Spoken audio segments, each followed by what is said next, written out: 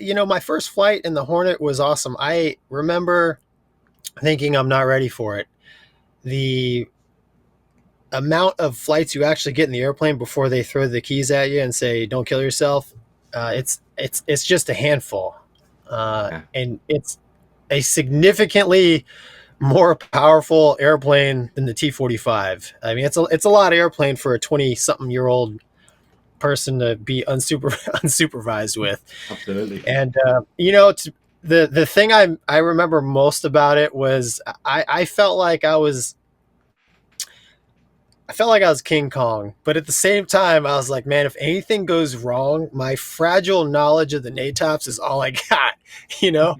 So I went out and saviored it, and I'm mad I didn't bring my camera with me, but I always thought if I brought a camera my first flight, it might not end well, might get a little cocky, but yeah, it was amazing, man. I went out and it was it's a culmination of all the hard work that I had put into it. I had the asthma thing, which there's an entire story with that. I didn't even think I was going to make it as far as I did, and I'm not a particularly smart person. My academic grades weren't great, but I worked really hard, and like I'm the first person in my family to have a 4-year degree, and my dad was, as he would say, a greaseball mechanic, and to know that his kid was flying a fighter jet, it was really cool, man. It was really cool.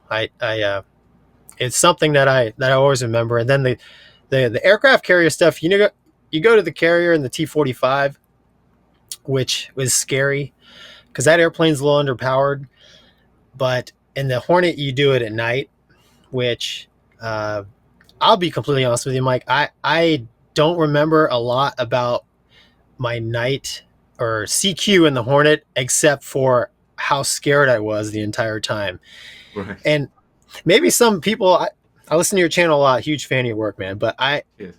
for me, I was worried that, man, I got 2 years of a ton of hard work invested in flying these airplanes, and it can all go away if I just can't do this boat thing. Mm. And to me, that's what put the most stress on me, because I'm sitting in the seat I've always dreamed of, and this is the Yeah. last hurdle, and it's a big hurdle. And I had to, my first, I remember my first pass in the Hornet was not good. I got screaming power calls into the one wire.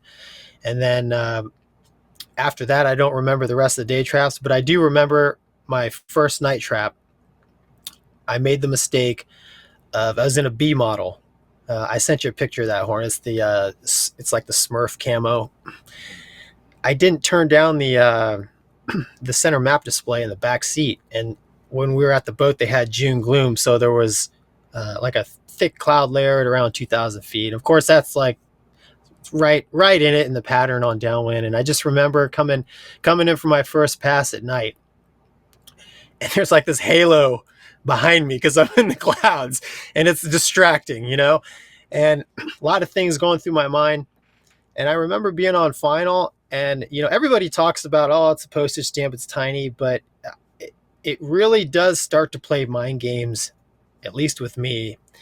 And I don't know if it's I've never had a panic attack, but I think the closest I've ever come to having one was as I was making my approach in that first pass. The closer I got, the more I started to kind of lose my mind a little bit, and I just kept saying, just keep it together for another tenth, because you got the Yeah. TACAN and the HUD creeping down.